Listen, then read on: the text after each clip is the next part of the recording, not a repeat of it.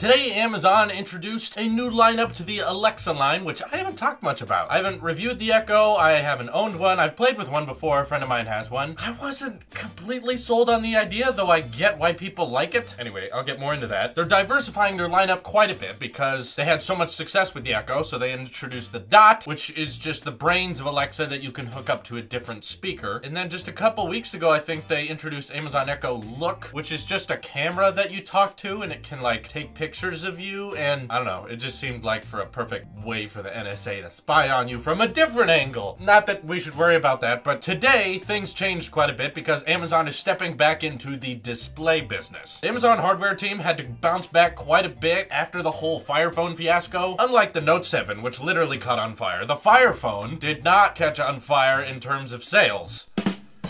No one wanted it, it sold horribly. They made way too many than they needed, even though I didn't think it was such a terrible phone. Like, that Fire Phone had a glass back, which no one thought was cool at the time, but now we're all going to glass back. I didn't want one in particular because I'm an Apple sheep, but they haven't really stepped back into that monitor business unless you count the tablet market. So with this, they're having a very unique kind of niche product of people who want a voice-controlled speaker, but also has a monitor. And I've been reading about it all morning, I've been watching videos on it, and I can't really seem to figure out, is that display a touchscreen? Because in the whole demo video, no one ever touches the display. All they do is talk to it. They say, Alexa, do this, and I apologize if I'm sitting off yours. So they ask their Echo to answer the phone, to turn off the lights, lock the doors, whatever. It's a smart home accessory, as in it can control different appliances. And of course, it knows all the same things your regular Amazon Echo would know, so you can ask it what the tallest mountain in the world is, where the most people are located on Earth, all those simple questions. But now it will display a visual to go along with it. You can ask it to play YouTube videos, and they show it kind of scrolling through YouTube videos, but they don't show anyone actually swiping. I'm gonna say that would be kind of crazy to put a monitor on something without a touch interface, so I'm just gonna assume yes. They put a touch interface on that thing as a backup in case you don't want to use your voice, and the UI kind of looked like it was touch friendly, so I'm just gonna assume it is. But this has 2 very powerful Dolby speakers and 8 microphones, including a webcam, and they demoed that you can actually have Skype calls or FaceTime through literally an Amazon powered Alexa server. So Amazon now has their own video calling service that I'm pretty sure is just built into Alexa, and on your iPhone or Android you can have the Alexa app and call someone with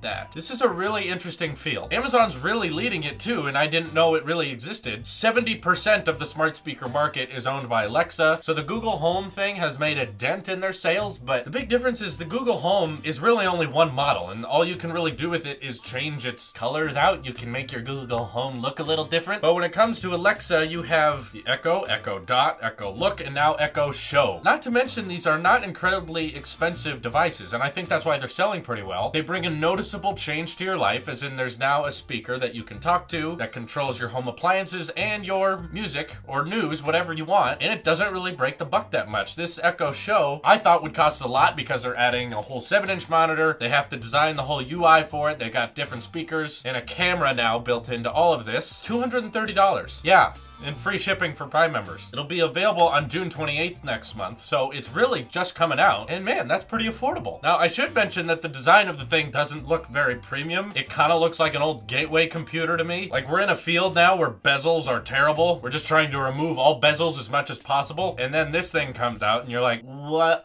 are we doing? Why are we playing? Okay, I don't know. But I don't think Amazon is actually worried about the Google Home taking away their sales. So they should be. I mean, they should still stay up on their game because the Google Assistant is very smart, but I think they're more concerned about Apple's Siri smart speaker. Aha! Yes, now you understand why I'm making a video about Alexa, because this does pertain to Apple some way, shape, or form. Amazon reads the news just like we do, and they understand that Apple is going to be unveiling their own smart speaker next month that is powered by Siri, and they understand that at Worldwide Developers Conference, there is likely to be a massive Siri overhaul where it's going to be really smart, it's going to understand context, and potentially blow all these other digital assistants out of the water, or at least match them. That's all Apple has to do, is match them to be a real competitor, because Amazon even shows in their video most people are using iPhones with their products. And as soon as all these Apple sheep realize that there's a smart speaker with their same branded Apple smartphone that can go alongside and probably work better with that smart speaker, it's not even gonna matter if it's more expensive. I guarantee you this Siri speaker, it might not have a display, it might not have a camera, but it will cost more than any of these Amazon products. $230 for that Echo Show, that's still going to be undercutting it. The difference is there's no such thing as an Amazon sheep because Clearly, very few people are sporting the Fire Phone. And the ecosystem of Amazon products isn't really friendly to anyone. No one can have a phone, tablet, smartwatch, laptop, and all that stuff powered by Amazon. You can be a Prime member, you can love their services, you can have all of those Echo products and love them, but you either have an Android or an iPhone as your primary smartphone. Since Android has already stepped in this market with the Google Home, Apple understands that they need their own smart speaker before Amazon rules this whole empire, and Apple's going to be focused on making sure it's the best one. They don't care if it's the most expensive, it likely will be. Some comments on my Siri smart speaker video said it would be $500, and you know what? That actually wouldn't surprise me. That would be insane, that would be incredibly expensive. The difference is Apple sheep will buy that, including me. I really hope it's cheaper than that, but I'm not gonna rule that as ridiculous and out of the question because Apple has done things like this before. So they're gonna focus on premium quality and try to blow the Amazon Echo out of the water, even if it breaks your bank. And Amazon is simply going to try to undercut the competition and diversify. They're going to have all these different models and they'll probably expand. Maybe later they'll come out with an Echo that's smaller and portable. Oh wait, they already did that. Okay, so there's that one. Forget